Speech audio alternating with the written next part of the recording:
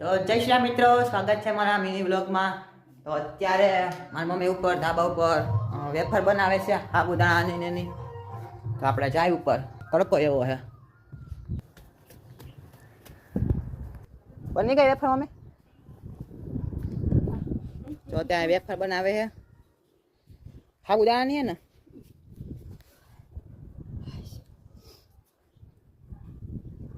તો અત્યારે આવ્યા હતા ઉઘરાવાળા ભાઈ, ગરમા ગરમ બધા શેરી આવે અને સારા બનાવે. તો મેં હોતે થોડાક ચાખવા પૂરતા લીધા. 25 રૂપિયાની ડીશ હતી, મસ્ત હતા ગરમા ગરમ. તો અત્યારે ખાઈ લે આપણે ગરમા ગરમ ઘૂકરા. તો અત્યારે જમવામાં બને છે અહીંયા ગપગોટા ગરમા ગરમ, અહીંયા સોસ અને ગપગોટા.